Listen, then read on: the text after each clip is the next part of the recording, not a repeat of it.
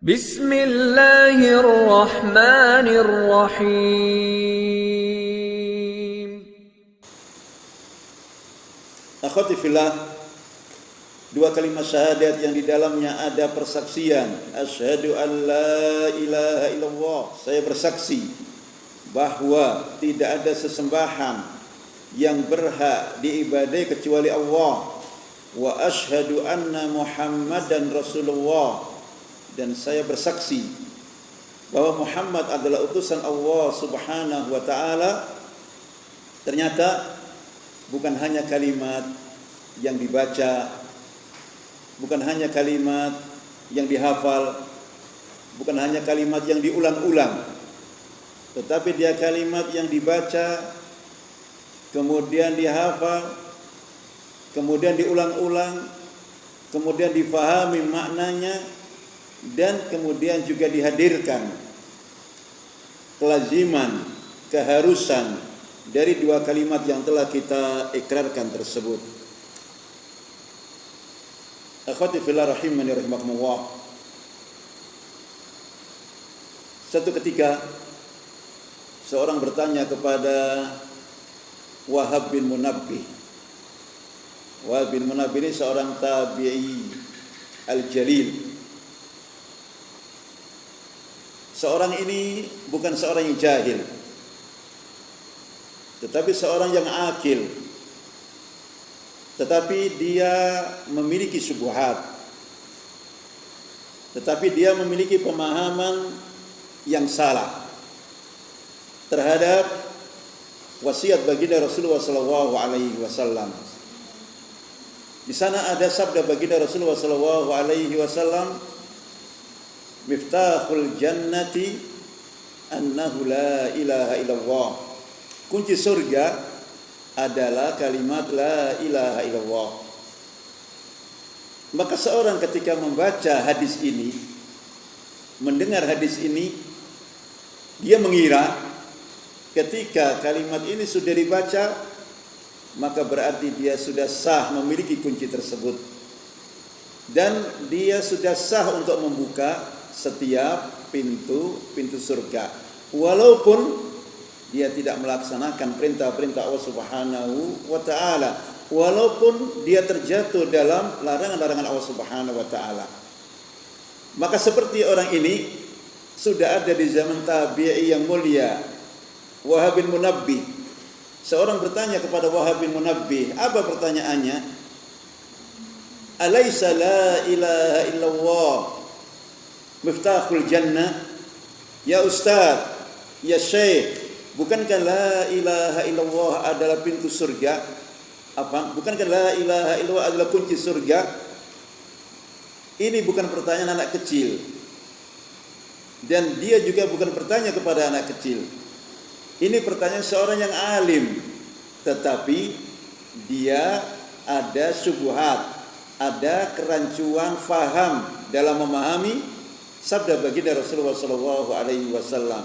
Ya Ustaz, alaysa la ilaha illallah miftahul jannah?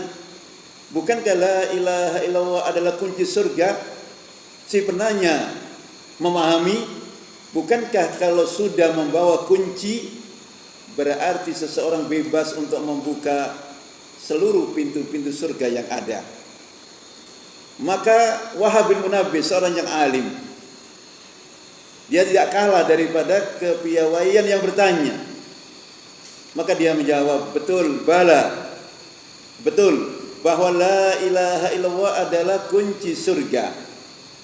Lakin, kata beliau, tetapi ma min miftahin illa walahu asnanu. Tetapi tidak satu pun kunci yang kita miliki kecuali kunci itu punya gerigi, punya gigi.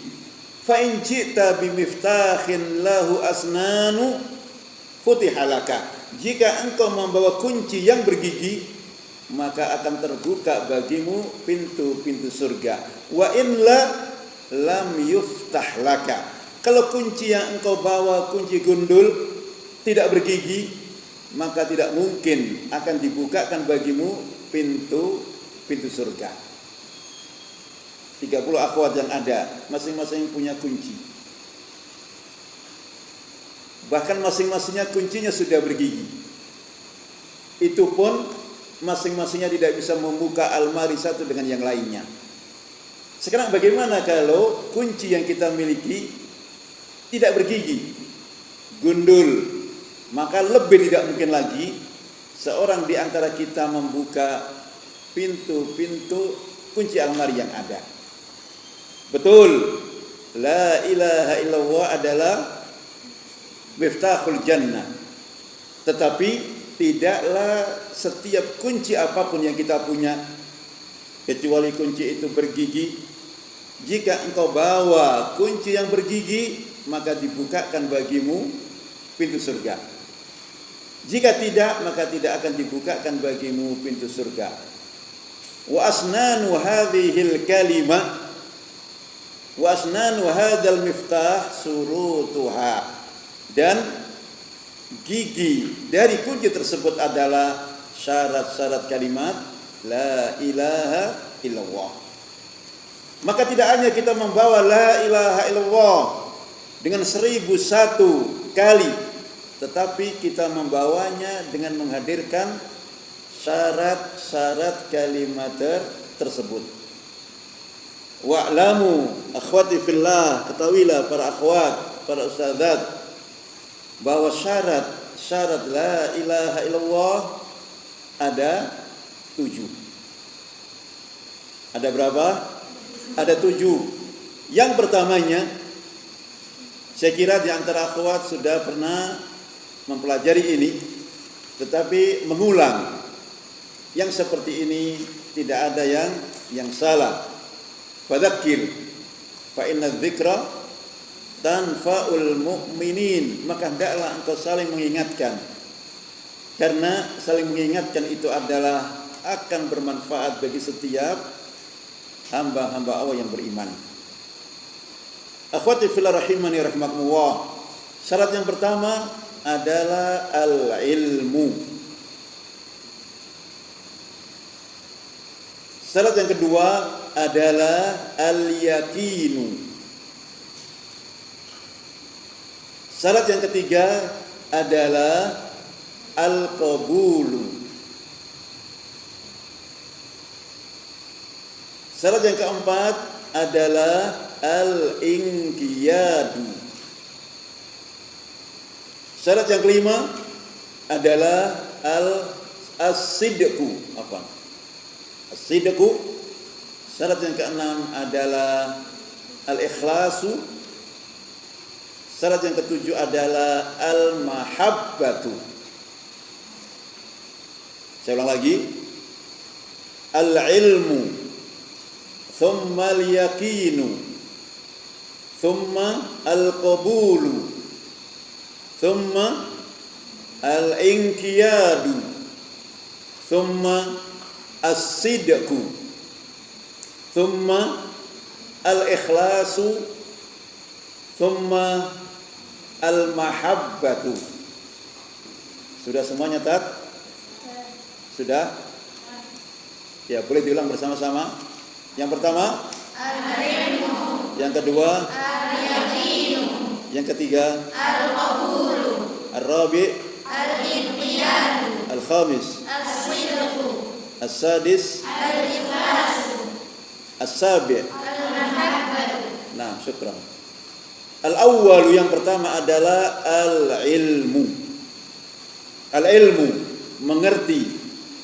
Al-ilmu, memahami makna yang dikandung oleh kalimat la ilaha illallah. Kebalikan daripada al-ilmu adalah al-jahlu. Maka sebagaimana wajibnya kita mengilmui kalimat la ilaha illallah, tidak dibenarkan kita jahil terhadap kalimat ini. Kita harus memahami makna ini. Bagaimana kita memahaminya? Lihatlah gambar mereka yang hidup di zaman Rasulullah SAW. Mereka orang-orang Arab asli. Mereka mendengar nasihat Rasulullah sallallahu alaihi wasallam tanpa perlu bayan, tanpa perlu penerjemah, tanpa perlu penjelasan. Ketika Rasulullah sallallahu alaihi wasallam menyampaikan kalimat qulu la ilaha illallah tuflihu kepada keluarga-keluarga dekat beliau, ucapkan la ilaha illallah, niscaya engkau semua akan mendapatkan keberuntungan, niscaya engkau semua akan mendapatkan kejayaan, niscaya engkau semua akan mendapatkan kemenangan, kebahagiaan. Maka mereka menjawab, apa jawaban mereka? Aja'alal alihata ilaha wahida. Apakah Muhammad mau menjadikan Tuhan-Tuhan kita yang banyak ini menjadi Tuhan yang satu? Mereka orang-orang Arab ketika itu, setiap masing-masing kabilah memiliki berhala. Walaupun mereka tidak meyakini ini sebagai sesembahan selain Allah Subhanahu wa taala, berhala yang ada di sekitar Ka'bah. Maka sejumlah 360 kabilah, masing-masing mereka menitipkan berhala-berhala di sekitar Ka'bah.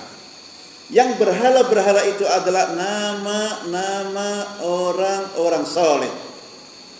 Ada Manat, ada Uzza, dan sebagainya dari nama-nama orang soleh. Yang di zamannya tidaklah mereka berdoa kepada Allah Subhanahu wa taala kecuali Allah kabulkan doanya. Mereka tidak beribadah, mereka hanya jadikan berhala-berhala itu sebagai alat untuk mendekatkan diri mereka kepada Allah Subhanahu wa taala. Karenanya ketika ditanyakan kepada Abu Jahal, Abu Lahab, kenapa engkau beribadah kepada Lata, kepada Uzza, kepada Manat? Mereka menjawab sebagaimana ada dalam surat Az-Zariyat, ma na'buduhum illa liyuqarribuna ila Allahi zulfa. Kami tidak pernah beribadah kepada mereka. Kami hanya menjadikan mereka sebagai alat untuk mendekatkan diri kepada Allah Subhanahu wa ta'ala. Rasulullah sallallahu alaihi wasallam ketika mengajarkan kalimat la ilaha illallah, maka jawabnya apa? Aja'alal alihata ilaha wahida in hadza la syai'un ujab. Apakah Muhammad mau menjadikan Tuhan-Tuhan kami yang banyak ini menjadi Tuhan yang satu? Tidak mungkin. Kita akan pasang badan. Tidak mungkin kita akan lawan. Tidak mungkin kita akan hadapi sampai tetesan darah penghabisan. Begitu slogannya Abu Jahal, Abu Lahab dan kawan-kawannya.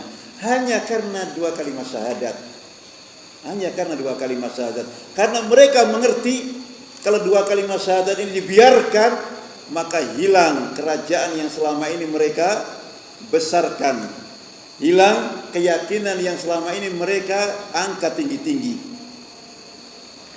Akhwati fillah, al-ilm, mengerti, memahami kalimat la ilaha illallah itu adalah asyartul awwalu, adalah syarat yang pertama. Allah Subhanahu wa taala berfirman di dalam surat Muhammad ayat yang ke-9, fa'lam annahu la ilaha illallah wastaghfir li dzambika. Wa'lam, dan ketahuilah, wa'lam, dan fahamilah, wa'lam, dan berilmulah. Berilmu tentang apa? Annahu, bahwasanya la ilaha, tidak ada sesembahan yang berhak diibadahi illallah, kecuali siapa? Kecuali Allah Subhanahu wa taala saja. Ikhwati fillah, dalam kalimat pendek la ilaha illallah, maka di sana ada kalimat la. La ini maknanya adalah menafikan, meniadakan, an-nafyu, penafian dari seluruh sesembahan yang ada. Kemudian di sini ada kalimat illa. Illa adalah al-itsbat, penetapan, penguatan, kepastian. Setelah kita mengucapkan la ilaha, tidak ada sesembahan apapun, yang kecil, yang besar, yang diibadahi, kita buang semuanya, kita nafikan semuanya. Setelah itu kita isbatkan, kita pastikan, kita yakinkan, kita kuatkan bahwa sesembahan yang kita ibadahi hanyalah siapa? Hanyalah Allah Subhanahu wa ta'ala. Akhwati fillah, fa'lam annahu la ilaha illallah. Fa'lam, maka ketahuilah. Fa'lam, maka ilmuilah. Fa'lam, maka fahamilah. Fa'lam, maka mengertilah bahwasanya tidak ada sesembahan yang berhak diibadahi kecuali Allah Subhanahu wa ta'ala. Akhwati fillah, Rasulullah sallallahu alaihi wasallam dalam sebuah hadis yang sahih yang diriwayatkan oleh Imam Muslim, beliau bersabda, man mata wa huwa ya'lamu annahu la ilaha illallah dakhalal jannata. Man mata, barang siapa yang mati, tidak sembarang mati, wa huwa ya'lamu, dan dia dalam keadaan berilmu, dan dia dalam keadaan memahami, dan dia dalam keadaan mengerti, annahu la ilaha illallah, bahwasanya tidak ada sesembahan yang berhak diibadahi kecuali Allah Subhanahu wa ta'ala, dakhalal jannata, maka pasti dia masuk ke dalam surga.